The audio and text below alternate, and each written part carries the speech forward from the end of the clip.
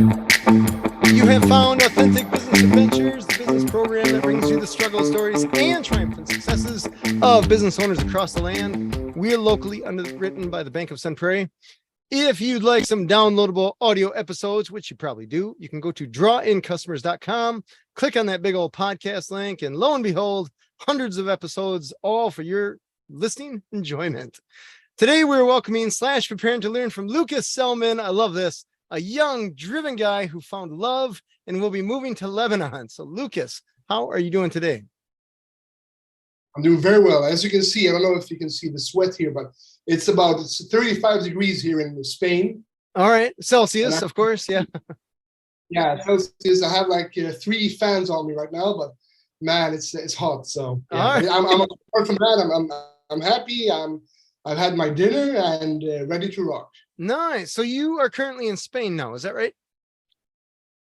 That's right. I'm in south of Spain in a town called Marbella. That's in a place in Spain called Andalusia, which is very near to Morocco, to Portugal. So I know there's a lot of expats right now in moving to Portugal. Yeah. So just across the side is Marbella, which is south of Spain. So I've been here for a couple of years now, and I love it, man. I've built a life here for the past few years, and for anyone thinking of moving or doing some expat, look into Spain. It's really, really welcoming to foreigners, and everyone speaks English. It's an amazing place. All right, very cool, very cool. So Lukas, for the listeners at home, right? Lukas reached out to me because he said he had 2 breakthroughs in the last 3 years. One is he's learned how to run 100% chat-based sales with 0 Zoom calls or strategy calls, which is funny. And I love this. I'm very interested in this, curious, because I have come from a trade show working with veterinarians, vet techs, all that kind of stuff. And it's interesting because that is a very nice crowd, but a very, broadly speaking, a pretty introverted crowd. So it was tough. We were working a booth, or I was working a booth that we had for the call answering service.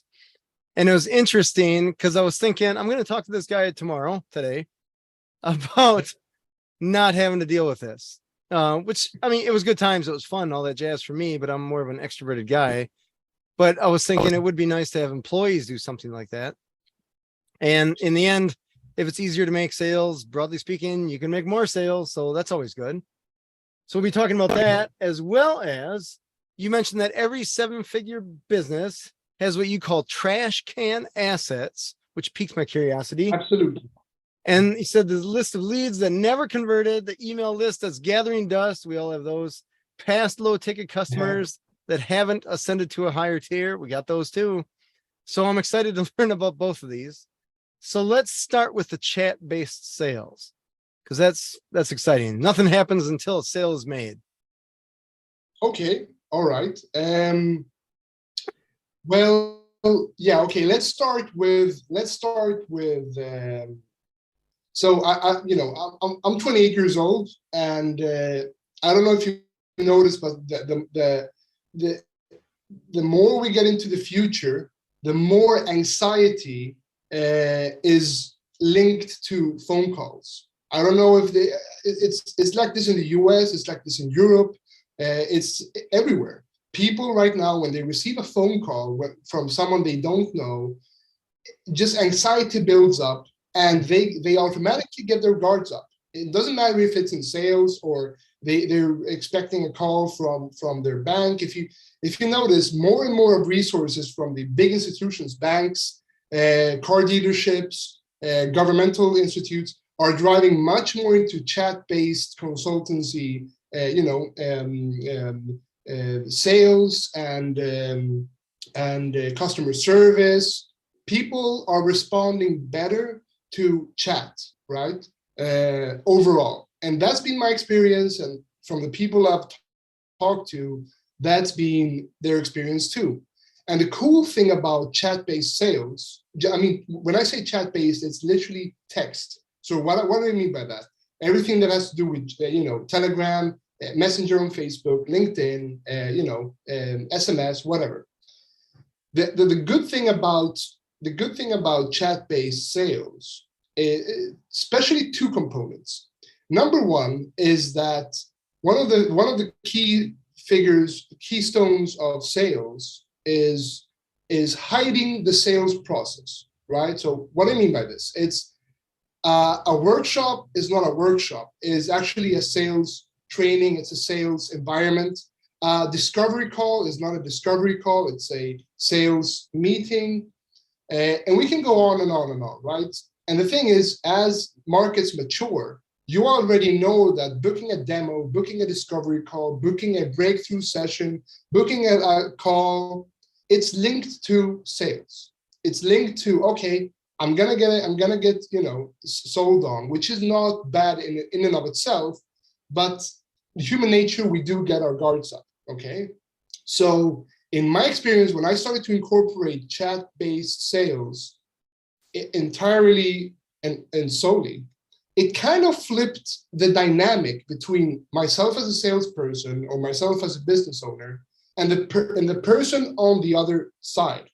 Because, and I'm going to go into the psychology of how I do sales, but I just wanted to bring some nuances on the overall theme that encompasses chat right now.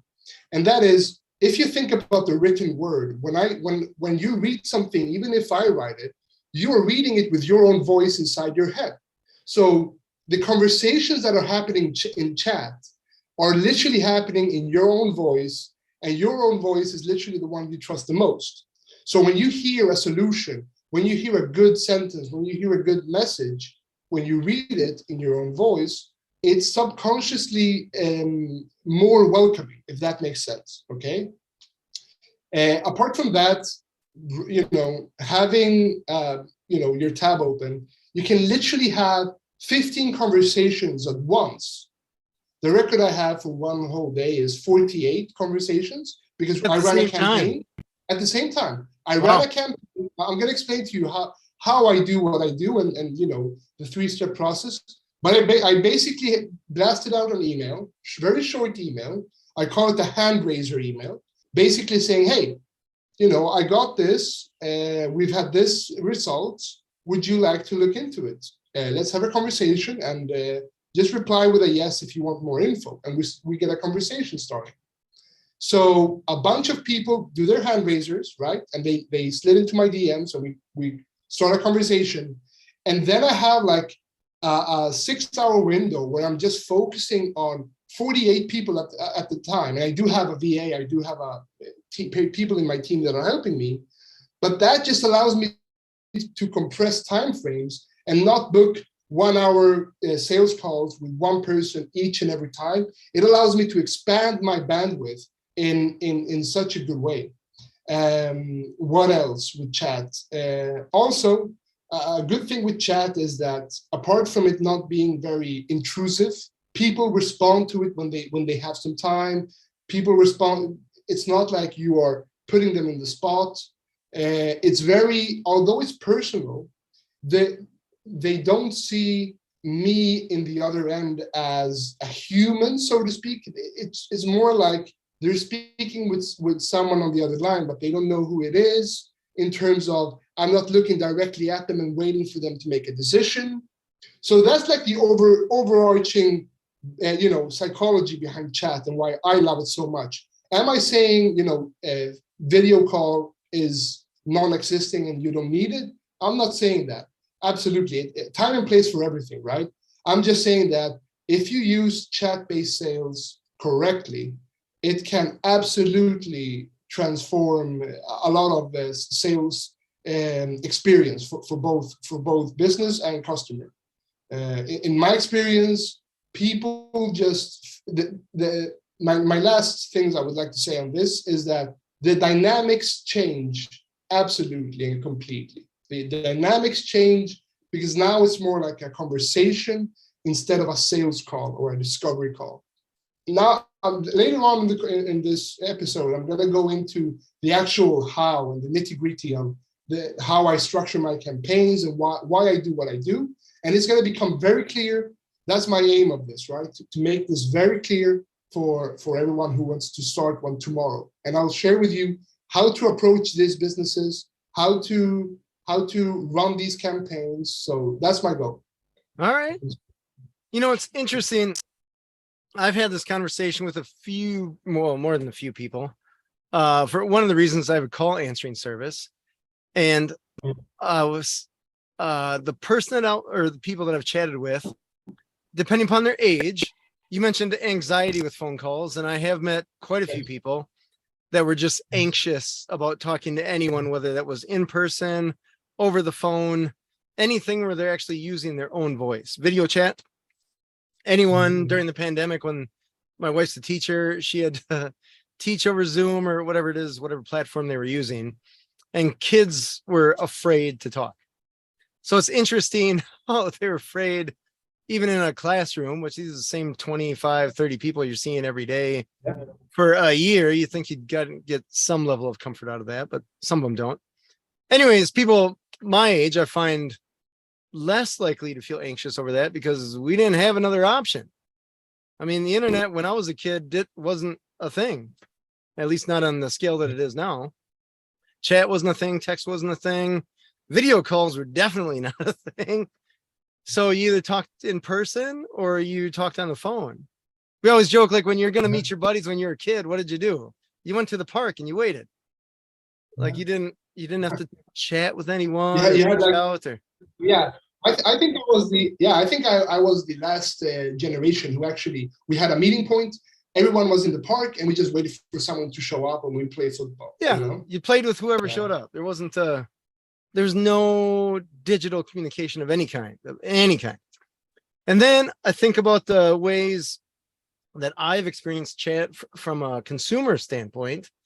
And I would not say that it has been a great experience, because when I go to chat online, let's say if I want help with whatever website I'm going to, my expectation is if I call that phone number, I'm going to be waiting on hold for a half hour. I'll be wasting my time.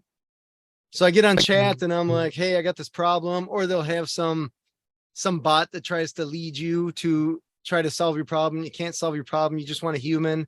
You try to talk to a human and you're like, hey, this is my problem. And it'll say agent is typing for the next 10 minutes.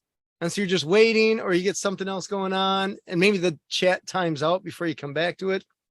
It seems extremely, from a consumer's point of view, extremely time wasting. Would have been a 30-second phone call, but from the chat point of view, because that chat, the operator, the agent, whatever, probably has more than one chat going on. And it seems annoying from a consumer standpoint. But on the flip side, much less expensive from the company side, from the business side. And in the end, everybody wants something cheaper. So companies have to figure out how to cut. And that's one of the ways that they cut, especially if you're a large enough company. You don't have to care. I think of Google with their tech support. Doesn't exist. They don't have any. If you got a problem with the search engine, who do you reach out to? Like no one. True. But could you imagine if they actually did have a tech support team? They'd be crazy busy all the time. I have some horrible experiences, but some really, really good ones. And I'm like, wow. For example, like Revolut, the banking app. It's like Mercury in the US. Mercury. Revolut has an amazing. I send a message in 10 seconds. I have a personalized person who just is with me. It's amazing. Wow, and, that's impressive. Rare. Yeah, it is. I'm telling you, man.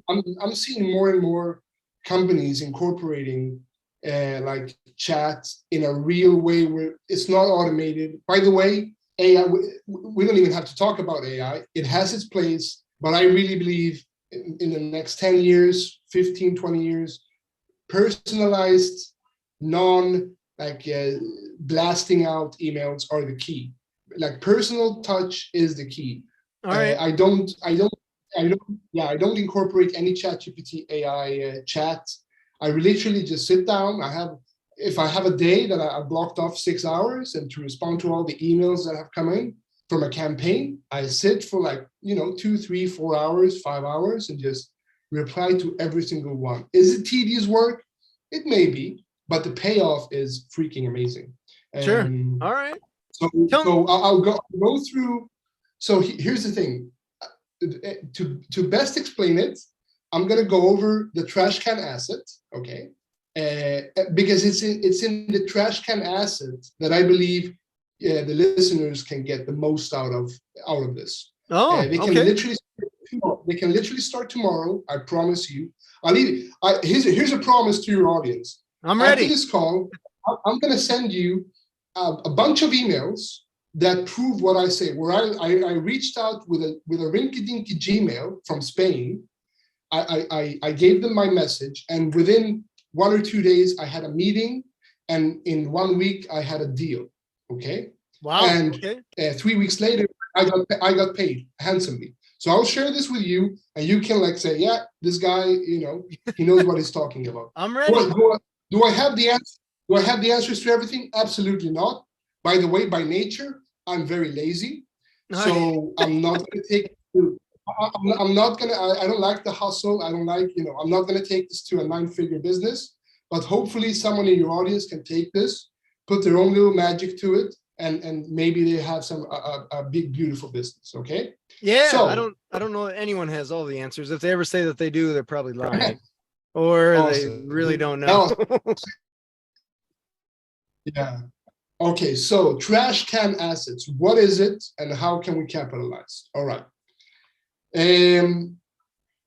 It's always easier to join something that is already in the movement than it is starting something from scratch, right? It's always easier to follow the momentum, to ride the wave, than it is to create the wave, right? So what do I mean by this? What I mean by this is leverage, right?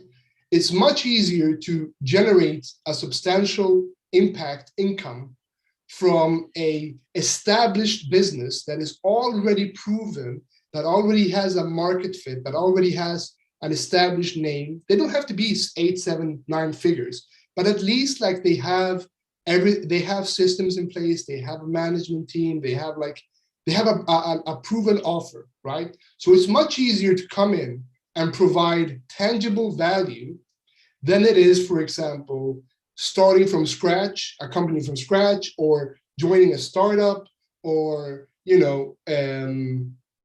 working with an offer that is just maybe working. The founder promised me that they would hire me. Okay, so what do I mean by this? I literally mean that you can go out there today to establish businesses, and I'm talking every kind of business. I'm talking retail, I'm talking SaaS, I'm talking e-com, I'm talking coaching and consulting. That's a big one. I'm talking subscription-based business. That's a big one.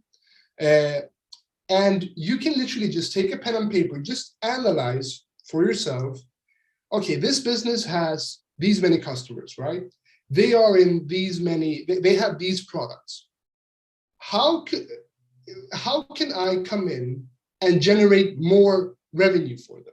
Okay, and I'm not talking about email marketing. I'm not talking about SEO. I'm not talking about marketing per se. I'm just talking, instead of doing a service provider mindset, ask yourself, how can I, as an investor, if I had $200 or $500 to invest in a company, which one would it be, right? So I'll give you an example of how I started out. I was looking into subscription-based business, right? And I found a cool company in Alaska that was doing, they sold fish subscriptions. So they went out, they went out in the beginning of the week, they fished a bunch of fish, and in the end of the week, they shipped out to thousands of their customers, right? And they have 3 plans. They had like the low plan, middle plan, high plan. The highest one is like $300 or $400 a month, right? So I asked myself, okay, what does a business that has a subscription, what problems do they face? They face 2 problems mostly. Number one, churn. People just cancel their subscription. Okay, that's one possibility. Number 2, some people just bought for 1 month and never bought again. That's a problem, right? That's money leaving on the table. Okay, put that in. Okay, so we have churn, and we have someone that just bought 1 time. Then they have probably an email list that they may be emailing once a month, and they're not really capitalizing on it. Okay, just with those 2-3 things, how about this? I go to this business and I say, hey, I really like your business. I see that you have 6,000 customers. I bet you have hundreds, if not thousands, of people who cancel the subscription. Is that right? They're like, yeah, that's right. Hey man, I'm just, we're just brainstorming, but what would you say if I were to fund a campaign to bring some of those customers back to you? Would that be interesting? And they're like, yeah, what do you mean? Well, tell me more. And I'm like, yeah, man, I mean, I'm pretty good with chat. I'm pretty good with email. Do you have their email address, or do you have their physical address? Because they were shipping fish, right? So they had their physical address. They're like, yeah, we do. Okay, fine. Now I ask you, if you have a list of 2,500 people who are spending at least $150 a month with you, 2,500 times 150. I'm not good at math, but we're talking 250,000, 300,000. There's about $1 million or $800,000 in that list, right? So, and they are accustomed to the product. They're familiar with the product. They like the product, enough to at least buy from them. They're familiar with the brand, and we have their contact details. So I don't have to start from scratch. Now I ask you, if you have a list of untapped asset, trash can asset that they're not doing anything with, they just lost a customer and they don't think much of it. If they give you access to that, obviously there was some negotiating in part. We agreed on a fee, but here's the thing: either I run an email campaign to this list, or I run a direct mail campaign to this list with a beautiful saying, "Hey, we're sorry to see you go. I'm wondering why did you cancel the subscription? Can we do anything to help? Here's a QR code. We embed it on the direct mail, and you can chat with us and see if we can do anything." You send that to 2,500 people, you're gonna get some who snap up on their subscription.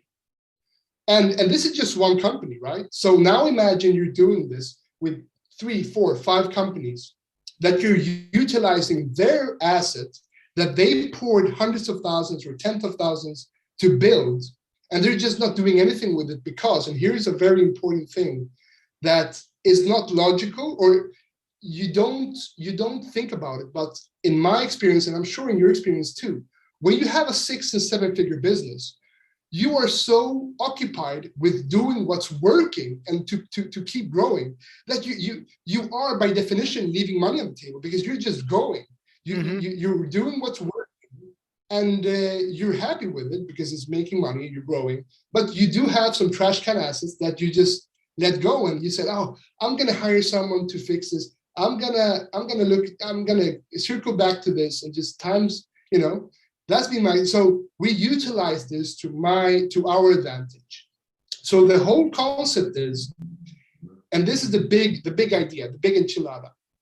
Instead of looking at yourself as a service provider, as a marketer, or as a copywriter, look at yourself as an investor and say, if I have $500 or $200, which company would I like to invest in?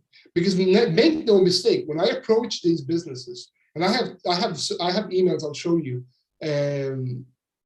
the dynamics change. Instead of a service provider offering email marketing or a marketing campaign, I am an investor willing to put my resources and time into building their business, and together we can grow. Mm-hmm.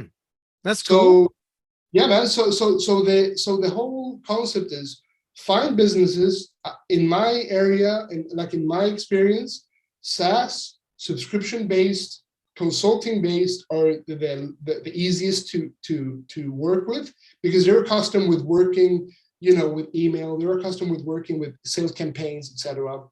And they always, I'm telling you, they always have trash can assets. Some might be better than others, of course, and some might just not work out, and that's part of the game, right?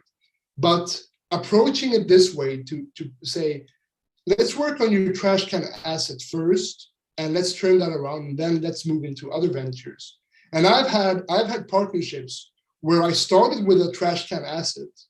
I did the first campaign with email that brought enough revenue for us to put into Facebook ads, to put into YouTube ads. So I'm literally creating a profit center for them and for me, just starting out from the Trashcan asset. Does this make sense so far? It does. Yeah. I'm very curious to know, how did it turn out with the fish, the subscription for the fish? It went well the first 3 months, but then they wanted to do it for themselves. And this was, mind you, my first partnership, like my first deal doing this. So I made a ton of mistakes, which now in hindsight, I could have handled much better, but you live and you learn. Mm-hmm. We did amazingly for 3 months. And then they took it over because I didn't understand how to position this in my favor. Now we're talking IP. Now we're talking, when you see that something is working really well, I'll show you also how to negotiate better deals, negotiate future plans, because at the third month, the list has already been sold and that Trashcan asset had already been mined.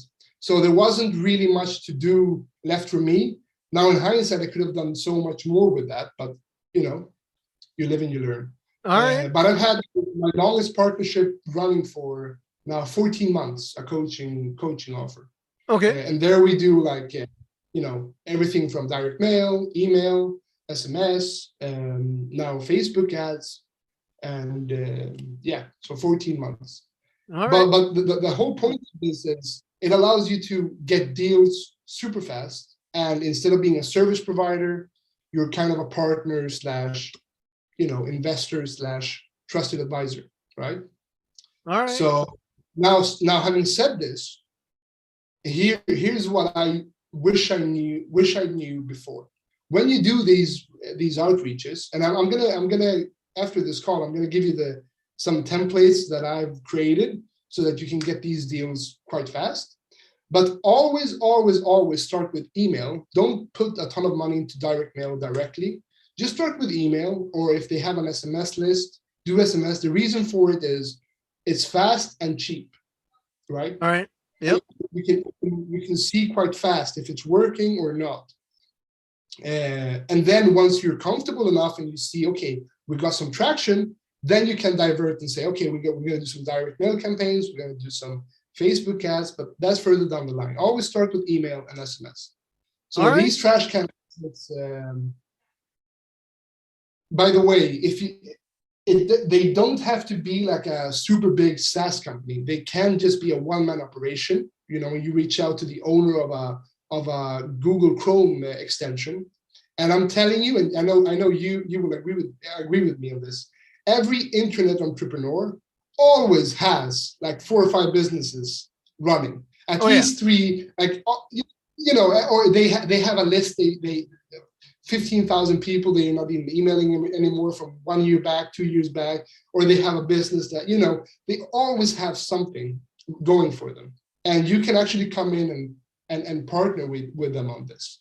So nice. Always keep. Yeah.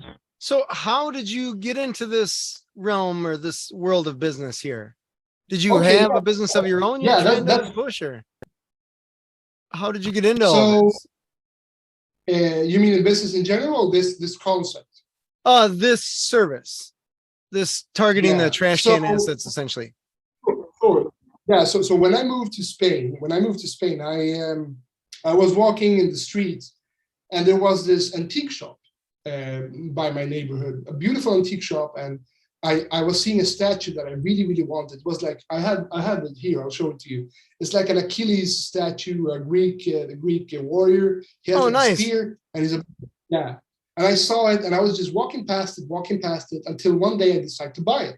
So I walk in, and it's this older gentleman that happens to be from Sweden, and I'm half Swedish. So we start talking in Swedish. I buy the statue. He gets very happy, and we start talking, and this guy is about 72, 73.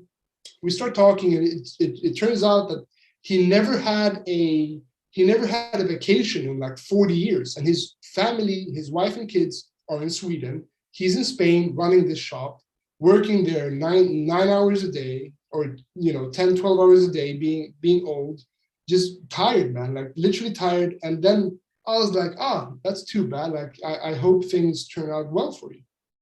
And I go about my day. I take my statue with me home. And in the evening, I get an idea. I'm like, hey, he's got a beautiful office. I love history. I love antiques. And he has really good Wi-Fi. I could just plug my computer and do some calls, do some work. At the time I was selling Google My Business to Swedish businesses in Sweden in 2018, 2019. Went really well, but then I moved on because of this.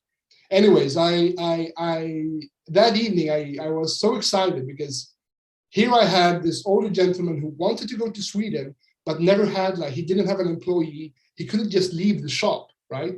So the very next day, I buy 2 coffees, one for him, one for me. I go into the antique shop and I'm like, here, man, here's a coffee. I have a proposal for you. How about you go to Sweden for 2 months and you leave me with the office. I'll keep the doors open for you. I'll take 20% of everything that comes in. And you just let me put my computer here and let me work. In 3 days, he was in Sweden. And I ended up working in that antique shop, from July to September. It was a beautiful experience. So I got to be in a beautiful office in the central town, have my coffees, have 10 to 1 or 2 customers a day, and that's it. And that's when it occurred to me, be a solution and find ways to utilize underutilized assets or motivated buyers or business owners. And in this case, it was literally the guy who really wanted to take a vacation but couldn't because he couldn't find someone to take care of the business. And on the other hand, here I was offering, saying, you know what, just give me 20% of everything that comes in and just let me work from here. So that in my experience, business has nothing to do with contracts and legal stuff. It has mostly to do with mutual benefit, right? And that's what I got the idea. You know what? I bet you every single business has this problem in one way or the other. They want to do so many things, but they just don't have the bandwidth and they're leaving money on the table. How could I come in and become an investor / partner instead of just a service provider? Because at the time I was learning about copywriting, I was learning about email marketing, but just learning about it. Never had experience with it. I'm not a copywriter, I'm not a marketer per se, but that's where I started. And I started to reach out to people in my network, my Facebook friends, my some people I did business with in the past.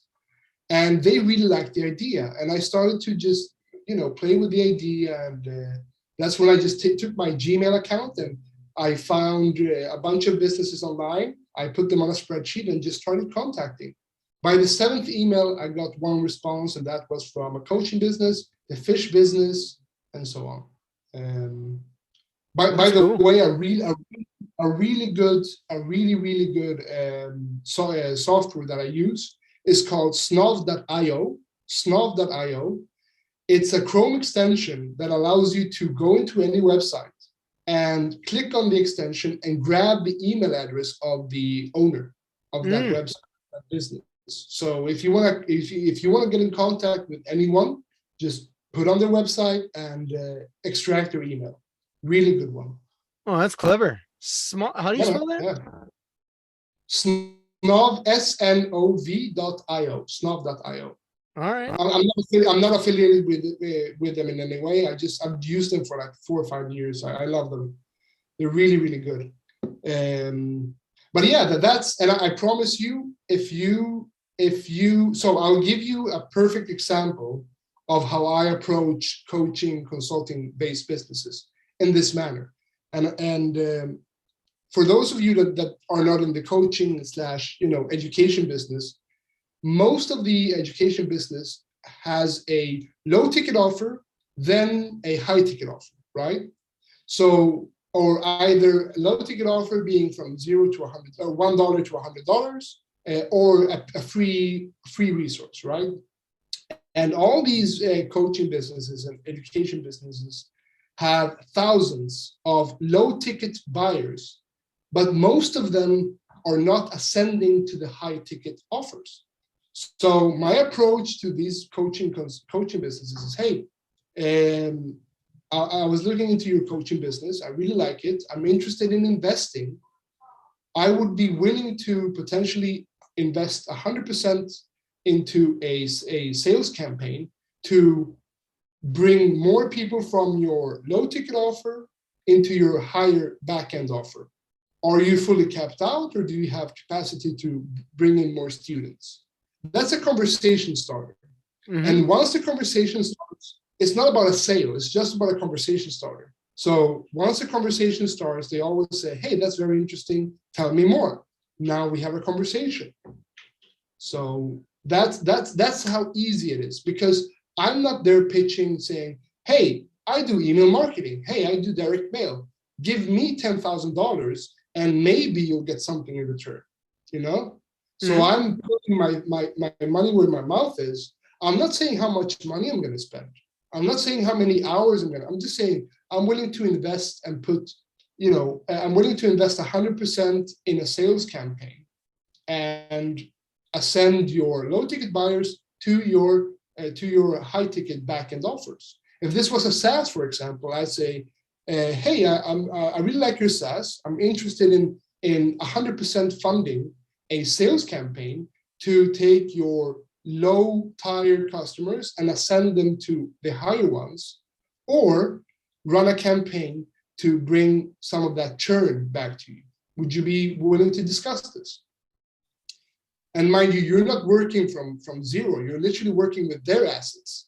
So it's a perfect trade-off in which they're giving you access to their audience, Trashcan audience, or past buyers or low ticket buyers. And there's a lot of money in that. There's a lot of invested money and energy in that.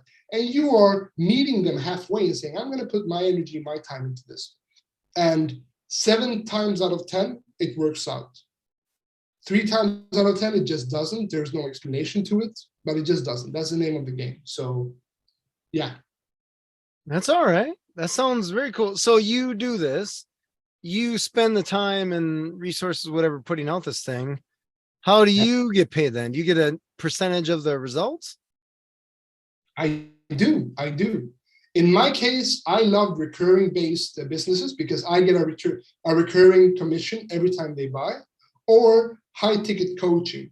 And I've gotten deals as much as 50% from this, like 50% commission. Yeah, right. 50% commission. It happened to me once. Normally it's between 30%. The higher the ticket, if we're talking like 8K above, it's between 15 and 25%. All right. But if we're talking 5K, 3K, I'm getting 50% or 40%. Okay. Always. Yeah. Gotcha. Very cool. Yeah. That is here's the thing, man. There's no secret to it, except the dynamics have changed. Now I'm not a service provider. I'm an investor. So we're going into this 50-50. I'm putting my time, my energy into making this work. So they understand this. So they're willing to bump it up, right? Because again, it's a Trashcan asset. So they weren't doing anything with it to begin with. Right. Yeah, anything is better than zero. And right now they're at zero. Exactly. So very cool. Exactly. It's impressive. I imagine that works really well with something that can scale easily, such as software or something of that nature. Absolutely. And here's another thing that's pretty interesting. I'm playing with this idea now. I'm not there yet, but I'm just playing with this idea, and that is the world is bigger than the U.S. market. I love the U.S. market. I have 90% of my partners and clients in the U.S. But I'm telling you, many of the softwares and many of the tech you're using today is coming from Europe, from Asia, from South America, and in the US, you guys are 20 years, 30 years ahead in everyone in regards to sales and marketing. So don't be afraid. What I'm trying to say is don't be afraid to target a SaaS company in Sweden or Norway or Germany or UK, because there's a ton of them. And the beautiful thing about SaaS and technology-based business is that the common language is English every time. So you will have no problem talking to anyone, any of the owners or any of the managers in English. So I'm just putting it out there because that's something that I'm playing with right now, because I was blown away. I taught this to a friend of mine in Finland, and he's only targeting Finnish companies. You know what I mean? Finland is like, 4 million people. Yeah, but there's a SaaS company. It's tiny, man, but there's a SaaS company out there. I forget their name, but they have 65,000 customers. And it's a SaaS company that does like tracking for Google ad spend. Who would have known, man? Like, who would have known, So my point is, many of the SaaS companies located in a country have 80% of their customers around the world, in the US, in the UK, Australia, Germany. So it's a global market is what I'm saying. So, yeah, don't be afraid to check out new markets. that's cool. That is really cool. Now, you alluded to something, or as I introduced you, you're moving, I don't know, I guess I want to say across the globe, but I guess it's not across the globe. You're moving a distance for the love of your life. So tell us about that. Oh, well, I am, yeah. There's no logic to it, man. Like, Lebanon has no government, collapsed banks. It's in a state of war with Israel. But when I went to Lebanon 2 weeks ago, I was completely in love, not only with the country, but I met a beautiful woman there. And, as a man, you may have 100 women, but when you find, your future wife, you just know. And that's what happened to me. So you went to Lebanon for fun, for just touristy stuff. Is that right?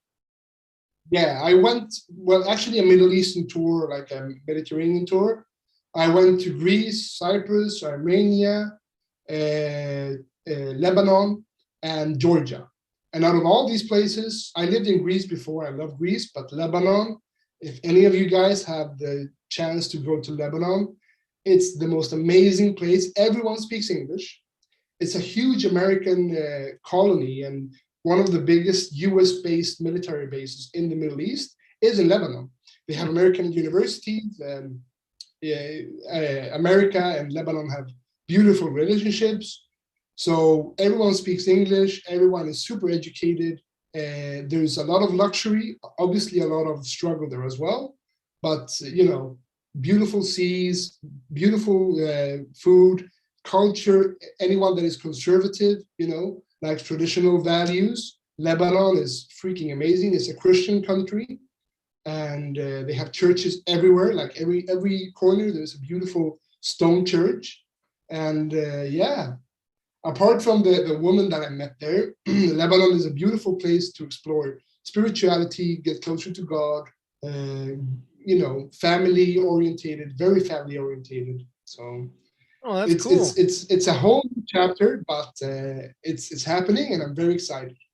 So just so I understand this, you met this woman a couple weeks ago while you're on vacation, touring the world, whatever, and you're deciding to move to a different country. So yes, that's pretty cool. It's bold.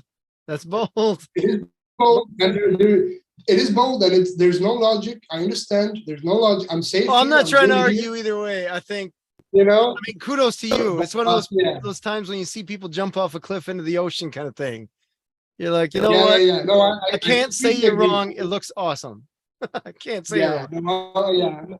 I'm happy, and that's the name of the game. That's the name of the game, man. The unknown is beautiful. Yeah. It's beautiful. And to be fair, I was there. I felt like a special connection to the land, and so that's the next chapter in my. Very cool. In my life. But I want to touch on, I promised, how the chat-based sales. Yeah. I wanted to touch on you know, how that works and the frameworks you got to overcome to basically make any sale, but that translates to chat-based, right? Wait, let me turn on the fourth fan here because I'm dripping. Wait, sure, no, you're good. You're good. Let's see here. You tell me if it's too loud, and I'll just shut it off. Okay, awesome. All right, so it's never about your product. It's never about you. We have this tendency when people ask us about a solution, or they're interested, we always, like instinct, go to our offer about us, how long we've been in business, how this product is amazing, but we never actually, we never realize that it's always about the customer, the prospect. So I'll give you a perfect example. If someone reaches out in one of my hand raisers emails and saying, I'm interested in what you have to offer, I want to hear more. The tendency is to just write a paragraph and say, this is the cost, this is what we do, this is amazing, just buy, okay? Instead, what you should do is just saying, I'm so happy you're reaching out. Tell me what's going on in your life that has you looking for possibilities. Just open up a conversation and just always turn the attention to them. It's like, I always look at it as a island. There's two islands. It's Hell Island and Heaven Island, right? Right now, the prospect is in Hell Island. They have a problem. It's not getting any better. They're in pain, and they want to get to Heaven Island, but they don't know how to cross, right? And there's a bunch of sharks in the water. Your job is not to take them and just push them into the water, because you don't know if they've tried to swim and the sharks tried to get them. You don't know if they tried to build a boat and the boat didn't work. So you can't offer a solution before you've understood where they are, what they've tried before, why it didn't work, and why now is a good time for it to work. So if you go through those processes, like I can't offer you a boat or I can't offer you a helicopter if you're afraid of flying, right? So if my solution off the cuff is, you know what, let's get on a helicopter, you'd be like, no, I'm afraid of heights. No deal. I'll stay here, I'll wait my turn. So here's the framework. Like, what have they tried before? Why didn't it work? And why is this now a good time for them to make a change? Those three questions open up a floodgate of opportunity for you to make business. Because now, what have they tried before? Oh, I've tried email marketing, it didn't work. I've tried personal coaching, it just didn't work. So you can't offer email marketing or personal coaching. You have to figure out what they've done before, and then you got to figure out why didn't it work? What was it about that you didn't like? And what would you like to see instead? If there was a solution, how would that solution be like? So you're constantly putting the attention on them and let them, bring forth the solution, and then you pair your solution with what they want, right? So that's the framework on any sales, basically, but also chat. I'll show you tons and tons of conversations where the first thing I say is, I'm so happy you reached out. Tell me more about your situation. Instead of talking about my product and what we're offering, just tell me more about your situation. Then they will say, oh, I've been in business 5 years. We've hit a plateau. We don't know what we're going to do next, how we're going to do it. Then my next question is, oh, that's cool. You're done a couple of 6 figures, but you hit a plateau. What have you tried before? You see? And then they say, oh, we tried Facebook ads. We put like 20 grand in Facebook ads. It just didn't work. And why do you think it didn't work? And what would the solution be like? And then just have a conversation. Some of these high ticket chats, and I'll show it to you, some of these high ticket chats go on for 48 conversations back and forth until a sale is made. Wow. But those 48 conversations, those 48 back and forths is in a span of 3 to 4 days. But now we've gotten such close bond, and now they know, and I know, I have a clear picture of where they are at, and it's their guard is down, and they feel like they've made the right decision. Now, All right. now I'm going to show you the big secret, the secret sauce, and this is a beautiful concept that you can apply to almost anything on how to run sales campaigns. Okay, so remember I said I have a 3-step process. Mhm. So the first step is I got the list, I got access to the list. Now what happens? Okay, I write a hand raiser campaign.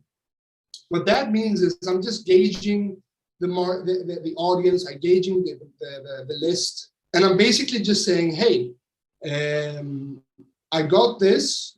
It's supposed to solve this. It's for these and these people. Would you be interested in joining me, or learning more about this? Give me a yes, or reply back with a yes, or reply back with more info, and I'll get back to you. That's a hand raiser campaign, like hand raiser email. That's the first one. The second one is what I call the qualifier. That's basically when they reach out, they give me the hand raiser saying, yes, I'm interested. Then I say, okay, tell me more about your situation. We go back and forth. It may take 5 back and forths or 48 back and forths, okay? But by that time, I know what they've tried before, what they didn't like about what they've tried before, their situation, what they're hoping to gain in the future, what they're hoping the solution will be. And here comes the big enchilada. I never show them the offer before I've had the qualifier, because I tailor each offer document or each sales page to each and every prospect that I'm sending this to. Oh, wow. And by the way, the offer document I always do in a Google Doc. I don't do landing pages so often. I just do it Google Doc. I do a Google Doc, and in the Google Doc I specify the details in the offer, what it's about, how much it costs, everything on a Google Doc. But based on our conversation prior to showing them the Google Doc, I infuse the Google Doc with their situation and our conversation. So when they read the Google Doc, it's personalized to them. So when they read it, it's like, oh, this is just like this is me. So that's a 3-step process. You tailor the offer. You don't manipulate or lie. You just tailor it. You just put an emphasis on what they feel important. And if your offer matches that, then you can word it that way, And so that's the big enchilada that I've dabbled with the past 9 months, and the conversions have skyrocketed. Oh, that's awesome. I show the offer. I show the offer document to each and every one, specific to their needs. I infuse it in each and every prospect. Very cool. That is impressive. So that's the system or the way of working. Find a company, get them to give you their underutilized assets. Caveat: a list of buyers is much more worth than a list of freebies.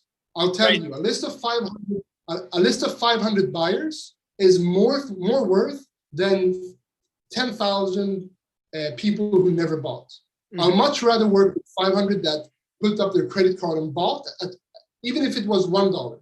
So always go for past buyers, Trashcan. If not, it's not the end of the world, but always try to go for that.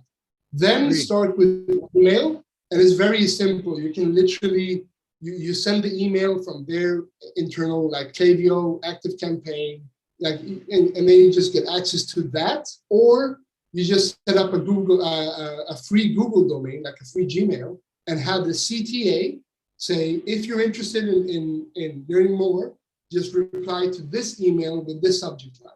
And then you continue the conversation on the email that you control. And once you've gathered funds, now you have a position and war chest to go into direct mail, to go into SMS, to go into Facebook ads, and literally create a profit center for both of you. And then And when you actually do the sales, just follow that 3-step process. Tell me more about your situation. What did you like? What didn't you like about the solutions you tried? Why didn't they work? What are you expecting to work? Like, if this didn't work, what will work? Do you have any idea? Just and have a conversation. Gotcha. And Now, tell me, why would you use a Gmail address versus one of their domains? So at abccompany.com or whatever their domain. okay, no. And it's a very good it's very good at clarifying this.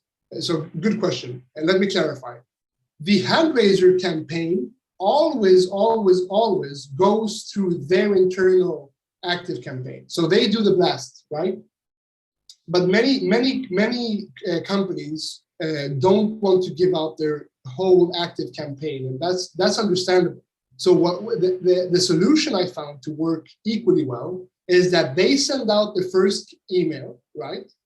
And inside the email, I say, hey, if you want to raise your hand, if you're interested, reply back to this email. This email is like VIP company name @gmail.com, which I control, which I have logins to, and all the responses, all the hand raisers will go to this email.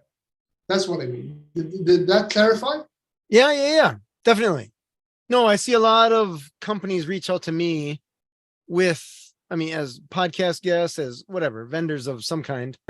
And I see Gmail accounts way more than I see an @legitimatebusiness.com or something like that. Yeah, I use a Gmail account. I love it. I've sent out probably tens of thousands of emails from my personal Gmail. And so I guess what I was wondering is that a way to avoid ending up in spam or black flagging your own? No, man, listen. If in my experience, as soon as I start to personalize each email a little bit, at least in the first sentences, I can send out 100 emails a day without it getting to spam. Right. cold outreach. So that's my experience. So I don't have like a particular data or statistics, but I use a Gmail and I love it. Gotcha. Yeah. Okay. Super cool. Well, Lukas, we are pretty much out of time here, and you've covered a lot of ground when it comes to sales and all that kind of stuff, which is impressive. It's funny you say that because I don't know of any business that doesn't have that list of people that either did business in the past or people that reached out, and they just, I don't know, when you're leaving money on the table. Yep. I always think of a poker game. You sweep your arm. There's still stuff on the side. Yeah, I'll leave you with this. The deal is not done yet, but I'm talking to one of the biggest insurance companies in Australia that does mining and oil and gas insurance. So one customer can be worth $100 grand. So I literally reached out to the owner and said, "How many of your clients have either bought something from you in the past that are not, or you had a discovery call and never converted?" That's a big one too. Do you have a list of people who did a discovery call but never converted? That's a Trashcan asset because they spent ads to get that person on that discovery call. So there's built up momentum, there's built up energy in that asset. So I'm in talks now to do a campaign, to do an email campaign, and if that goes well, a direct mail campaign to their list of 800 big corporate clients that never bought from them. They were on a discovery call, they were on a one-on-one Zoom, but they never converted. So, and that's amazing because if we get one or two, we're talking 200,000-300,000 a year. So this is the potential of this. Like that's another thing. Approach businesses and say, hey, how many of your leads just didn't convert from a discovery call? 90%? Cool. Do you have their email addresses? Yeah, we do. Would you mind if I 100% funded a sales campaign where I bring some of that money back to you? Who would say no? At least a conversation. Right? Okay, you agree? That's my point. That's why and the leverage and the dynamics go from service provider to investor. Very cool. That's impressive. I love it. Lukas, thank you so much for being on the show. Thank you, man. Thank you. And if you're ever in Marbella, Lebanon, or Stockholm, reach out to me and we'll have some dinner and coffee. It sounds like a interesting place to visit, so I got to check it out. They have internet, right? Yes. They have yeah. By the way, I'm buying one of these Google Internet modules. You can buy them from Amazon. You put in a chip, and it gets you like 100 gigabytes of internet. You put it in your pocket, you put it in your bag, and you have internet wherever you go. Oh, I like that. Yeah, just go on Amazon and type in like portable Wi-Fi. Yeah, portable Wi-Fi, and it'll come up. All right, I'll have to check that out. That's pretty cool. I love it. This has been Authentic Business Adventures, the business program that brings you the struggle stories and triumphant successes of business owners across the land. We're locally underwritten by the Bank of Sun Prairie. If you're listening or watching this on the web, if you could do us a huge favor, give it the big old thumbs up, subscribe, and of course, share this with your entrepreneurial friends. I guarantee that if they have a business, they have a list of trash can assets that Lukas was talking about. Guarantee it. My name is James Kademan, and Authentic Business Adventures is brought to you by Calls on Call, offering call answering and receptionist services for service businesses across the country on the web at callsoncall.com, as well as the Bold Business Book, a book for the entrepreneur in all of us, available wherever fine books are sold. We'd like to thank you, our wonderful listeners, as well as our guest, Lukas Selman. Lukas, I forgot to ask, how can people find you?